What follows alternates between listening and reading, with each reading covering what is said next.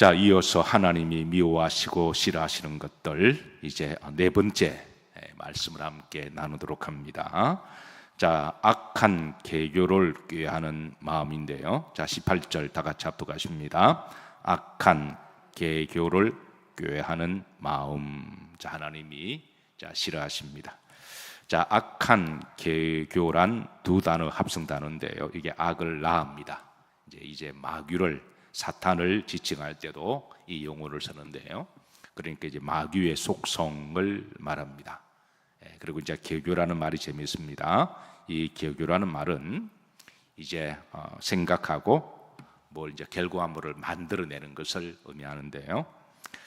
자, 공장에 가면 도면이 있습니다.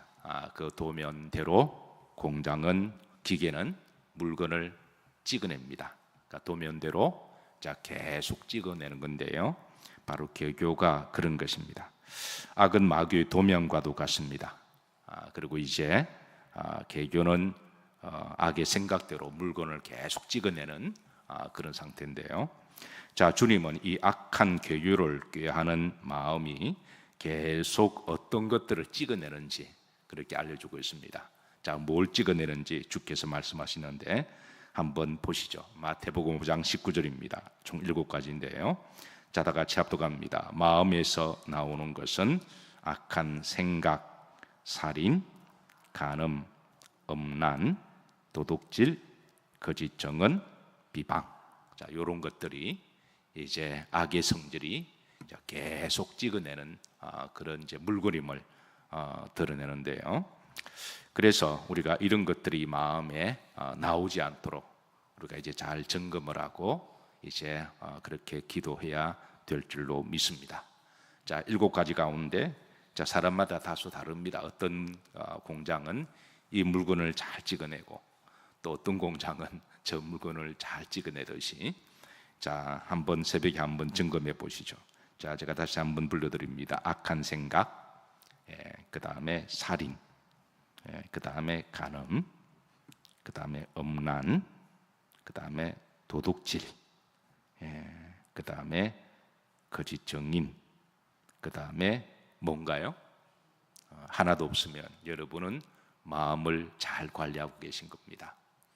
잠언 4장 23절처럼 무릇 지킬 만한 것보다 내 마음을 뭐해라? 지키라. 그래서 이 7가지 가운데 만약 하나도 없다면 여러분 그동안 마음을 잘 지키고 계시는 것입니다. 그러나 만약에 여기 가운데 은 하나가 딱 걸리면 이제 이런 것들을 딱 잘 분별하셔서 그런 것들에 대한 찍어내지 못하도록 그렇게 기도하시기를 주의 이름으로 축복합니다. 자, 창세기 6장 5절에 보면 자, 이제 합독합니다. 여호와께서 사람의 죄악이 세상에 가득함과 그의 마음으로 생각하는 모든 계획이 항상 뭐할 뿐임을 보시고 악할 뿐임을 보시고, 그러니까 노아 시대 때 하나님이 왜 심판하시는지 이제 그 근거를 말씀하십니다. 우리가 이런 이유를 알지 못하면 하나님에 대한 이미지가 하나님은 심판하시는 하나님, 하나님은 무서운 하나님, 하나님은 무자비하신 하나님. 그래서 어떤 분들은 구약의 하나님을 생각할 때 그냥 두렵고 무섭다라고만 생각하는데 그건 하나님을 잘 몰라서 그렇습니다. 어떤 분은 구약은 무서운 하나님, 신약은 사랑의 하나님. 아닙니다. 구약에도 하나님의 사랑이 듬뿍 담겨 있습니다. 결코 하나님은 무슨 하나님 아니세요. 하나님은 은혜로우시고 자비로우시고 긍휼이 많으시고 인자가 있으시고 노하기를 더디하시고 인애하시고 자비를 베푸시는 하나님이시니이다 라고 하는 부분이 얼마나 많은가요? 근데 말씀을 이제 자기가 원하는 부분만 읽으면 성경이 항상 왜곡이 됩니다. 말씀을 읽을 때에 항상 통으로 다 읽어야지 전체를 다 보고 산을 보고 숲을 봐야지 어떤 사람은 숲만 보고 뭐다라고 생각하는 것은 이제 오해가 생기는 거죠. 그래서 하나님은 노아 심판 전에 심판하실 수밖에 없는 이제 그런 이유를 드러내십니다. 5절입니다. 사람이 항상 그 속에 악이 가득하고 뭘 하더라도 악을 찍어내는 공장과도 같아. 그래서 어거스틴은 로마서를 강의하면서 이 로마서의 이제 1장, 2장, 3장에는 인간의 죄악을 하나하나 드러내잖아요. 하나하나 죄악을 그냥 한 번 읽고 지나갈 부분이 아니라 마귀가 하는 것들을 하나하나 우리가 다 뭘 찍어내는지 우리가 하나하나 다 이제 알아야 로마서 3장에 가면 이제 모든 사람이 죄를 범하였음에 하나님 영광에 이르지 못하더니 그걸 우리가 절감하게 되고, 그리고 이제 모든 사람이 죄를 범하였음에 라고 의인은 없나니 한 사람도 없으며, 그리고 그 마음이 항상 생각하는 것이 악할 뿐임을 보시고, 그래서 이제 그런 부분에 대해서 우리가 알게 되는 거죠. 그래서 이제 어거스틴은 로마서를 강의할 때 이런 말을 했습니다. 인간은 악을 찍어내는 공장과도 같아. 얼마나 타락하고 부패했는지 그냥 가만히 놔두면 정원의 잡초가 이렇게 막 자라듯이 이게 막 그냥 올라오는 그냥 공장과도 같아, 그렇게 비유를 했는데요. 창세기 6장에 하나님이 심판하기 직전의 세상이 바로 그러한 세상임을 하나님은 드러냅니다.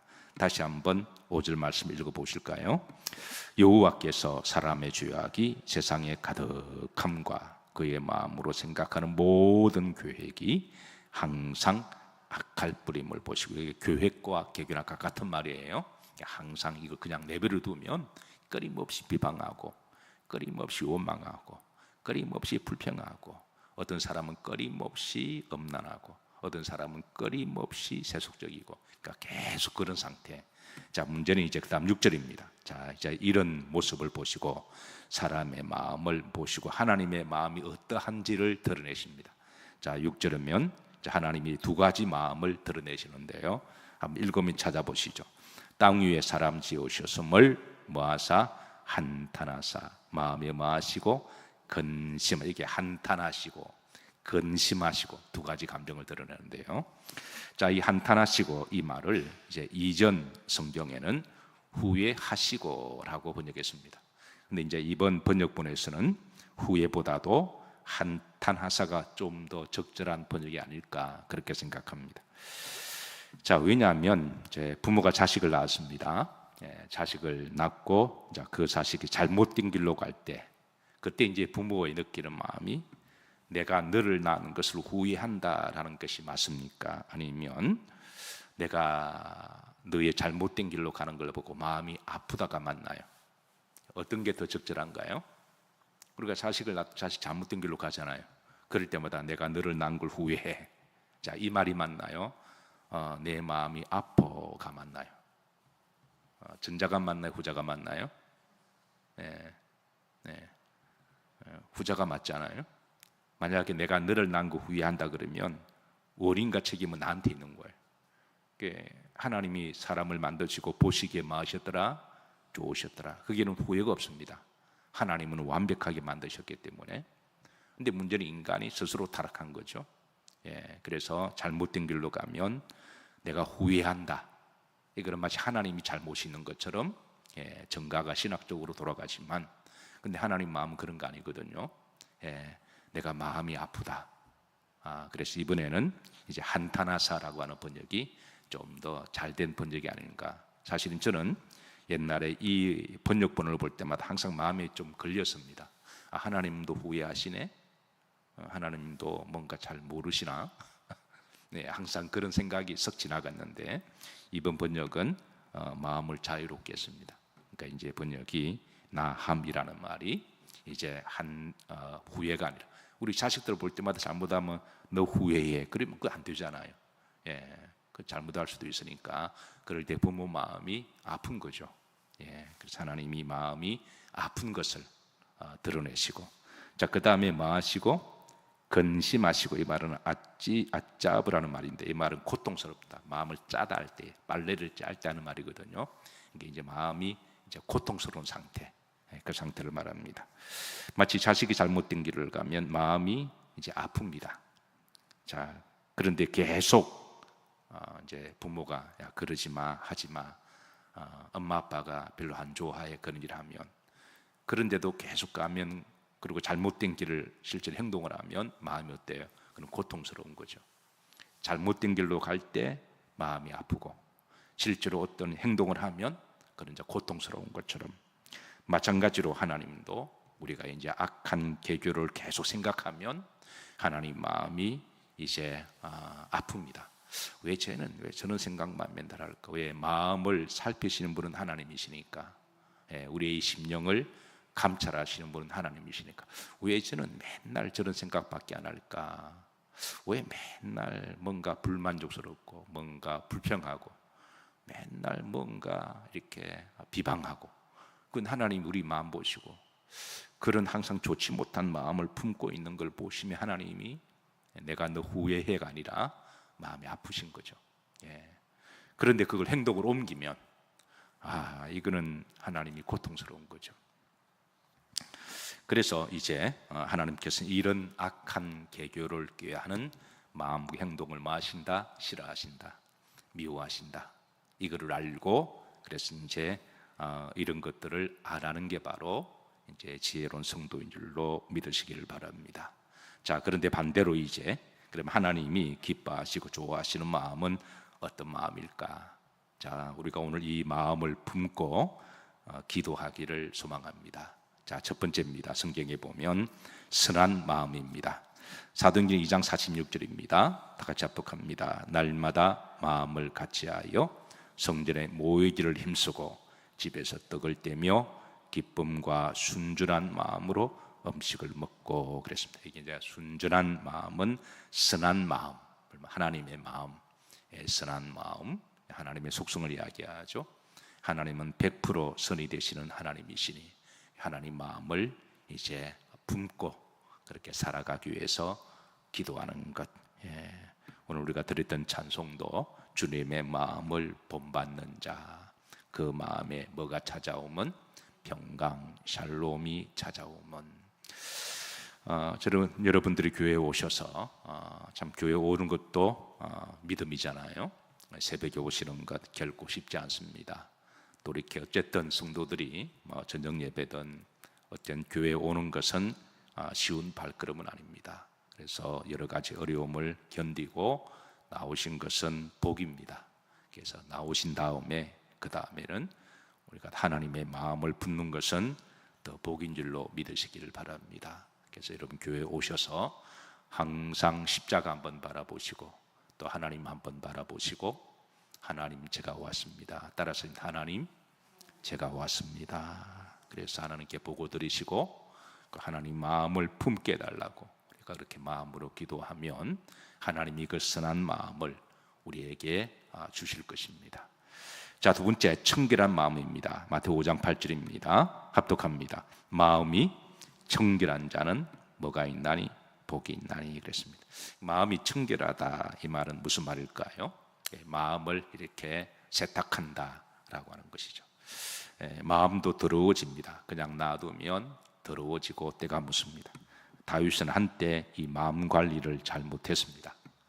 그래서 바세바와 간통을 했고, 그리고 바세바의 남편 우리야를 최전방에 보내서 싸워서 죽게 만들었습니다. 근데 마음이 더러워진 상태여서 자신이 뭘 잘못했는지 회개하지도 않았고 그렇게 깨닫지 못했을 때 하나님은 그래도 다윗을 사랑하시사 선지자 나단을 보내주셔서 이제 그걸 지적하게 하셨습니다. 자, 그래서 다윗은 그때서야 비록 깨닫고 그의 마음을 하나님 앞에 이렇게 기도합니다. 시편 51편 10절입니다. 합독합니다. 하나님이여 내 속에 정한 마음을 창조하시고 내 안에 정직한 영을 새롭게 하소서. 다윗은 잠깐 자기 마음을 돌보지 않았습니다. 그러니까 마음이 더러워진 거죠. 그럴 때야 이제 뒤늦게서 그래도 다윗의 믿음과 영성이 그래도 이제 깨닫는 것도 믿음이고 영성입니다. 여러분 때로는 예배를 들으시다가 말씀을 들으시다가 이제 내 마음에 여러분 오늘 다윗과 같이 그렇게 하나님의 말씀으로 드러내게 하시고 또 말씀으로 이렇게 증방하실 때 어떤 사람은 그것을 이렇게 또 해석하더군요. 목사가 나를 쳤다 이렇게 해석하더군요. 목사가 나를 쳤다 그렇게 해석하면 답이 없습니다. 그렇게 하면 자기가 목사가 누구 뒷조사하는 사람도 아니고 그냥 말씀 강의하는 대로 그대로 전하는데, 그렇게 하면 하나님이 나를 사랑하시구나. 내가 잠깐 관리를 못해서 내가 다윗도 믿음이 얼마나 좋은 사람이에요. 근데 다윗도 잠깐 관리하지 못하고 그랬을 때, 그렇게 했을 마음이 그렇게 더러워졌는데, 그럴 때 나단이 와서, 나단은 대놓고 책망하잖아요. 화를 내면서. 근데 다윗이 만약 그때 너가 나를 쳐, 그리고 힘도 있잖아요, 왕이잖아요, 어디서 뭐 건방지게 그렇게 하면 다윗은 구원 못 받습니다. 그런데 다윗은 그러지 아니하고 그 앞에 무릎을 꿇고 하나님이 주시는 말씀으로 받고 얼마나 눈물로 회개했는지. 그래서 하나님이 그 믿음 보시고 다윗의 마음을 깨끗하게 정하게 해주시잖아요. 그러니까 다윗도 살고 그 자식도 살고, 그리고 이제 하나님께 더 큰 축복을 받습니다. 그래서 말씀을 들으시다가 이제 혹이라도 내 마음에 뜨끔하는 말이 들리거나, 이제 하나님이 목사를 통해서 말씀하시잖아요, 강단에서. 그런 말이 들리면, 뭐 그런 분은 안 계시겠지만 혹이라도, 이게 신앙도 습관이거든요. 그러면 목사가 나를 쳐, 이미 그거는 마귀의 역사입니다. 마귀의 역사라고 생각하시고 그런 것을 물리치시고, 하나님이 따르신다, 하나님이 나를 사랑하신다.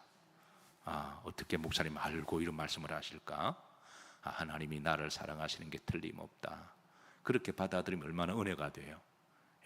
그러고 나서 하나님께 회개 기도하고 다윗처럼 내 마음을 청결하게 하옵시고 예수님의 보혈로 씻겨주셔서 다시는 그러지 않게 하옵소서. 이렇게 하면 얼마나 좋아요. 하나님도 기뻐하시고 하나님도 좋아하시는데, 그런데 목사가 나를 쳤다 그러면서 나가는 눈이 마귀의 눈이 되어서 나가면 그 유다와 다를 바가 없는 거거든요. 그래서 항상 여러분, 이 마음을 청결한 마음이 뭐가 있다? 복이 있다. 마음을 청결하게 하고 회개하는 마음이 여러분 복입니다. 항상 우리가 교회 오는 목적도 그런 거니까 항상 정결한 마음 되시기를 주의 이름으로 축복합니다. 자, 세 번째, 착하고 좋은 마음입니다. 누가복음 8장 15절입니다. 합독합니다. 좋은 땅에 있다는 것은 착하고 좋은 마음으로 말씀을 듣고 그랬습니다. 착하고 좋은 마음. 제가 늘 강조합니다. 우리 믿는 사람들은 일단 착해야 된다. 믿지 않는 사람들보다 싸움 못하는 것도 아니고 힘없는 것도 아닙니다. 머리가 나쁜 것도 아닙니다. 그렇잖아요. 여러분 한 분 다 똑똑하시잖아요. 우리가 다 바보들 아니잖아요. 다 나름대로 무기들이 있잖아요. 나름대로 다 그래도 배울 만큼 배우시고, 세상에 나가서 누구와 견주 넣더라도 부족함이 없잖아요. 그런데도 우리는 착하게 살기로 우리가 다짐한 사람입니다. 싸워서 이길 수도 있지만 이겨 본들도 그 뭐 할까요? 이기면 그 순간은 속이 편할 줄 몰라도 하나님이 별로 안 좋아하시니까. 그래서 우리는 그냥 양으로 살기를 다짐한 사람들이고, 소로 살기로 다짐한 사람들이고, 비둘기로 살기로 다짐한 사람입니다. 저는 하나님 우리 성도를 비유하실 때 뱀이나 늑대나 이리로 비유하지 않게 저는 참으로 하나님의 뜻이 있다고 생각해요. 얼마나 좋으세요? 착하고 그리고 좋은 마음으로 살아가는 것. 여러분 그게 축복인 줄로 믿으시길 바라고, 물론 남들이 조금 우습게 볼 수도 있습니다. 함부로 대할 수도 있어도 그래도 그것까지 이렇게 참고 견디는 게 좋고 착한 사람이고 좋은 사람입니다. 그 고비를 못 넘겨서 너 나를 밟어, 나를 업신여겨, 나를 우습게 봐, 내가 바본 줄 알아, 그렇게 팍 튀어버리면 그때 이제 착한 마음 안 드는 거예요. 음식점도 사람들이 착한 음식점으로 많이 찾아가듯이 우리가 착하게 살기로 다짐한 것, 그게 여러분 예수님을 믿는 사람인 줄로 믿습니다. 근데 어리석은 게 아니라 지혜로운 겁니다. 착하게 살아가는 것은 바보나 어리석은 게 아니라 정말 지혜로운 분이에요. 얼마 전에 차를 타고 가는데 이제 엄마 아빠가 조금 약간 다투는 소리를 들었습니다. 제가 개입은 안 했지만 그 엄마 아빠의 변은 이렇습니다. 왜 아이들은 아빠보다도 엄마를 더 좋아할까? 이게 이제 그 부부가 다투는, 뭐 크게 다툰 건 아니고 뭐 신랑이었습니다. 예, 그래서 저는 이제 항상 신방가 어디 가면은 뒤에서 하는 소리가 들리기 때문에 그냥 듣고만 있습니다. 누가 말한 거는 다 알죠. 예, 그래서 그 아빠의 억울함은 왜 아이들은 항상 엄마를 더 좋아할까? 근데 이제 왜 그럴까요? 예, 아빠가 돈도 벌어오고 아이들과 놀아주기도 하고 잘하는. 왜냐하면 아이들이 볼 때는 아빠보다 엄마가 뭐하다? 더 착하게 보기 때문에 그런 거예요.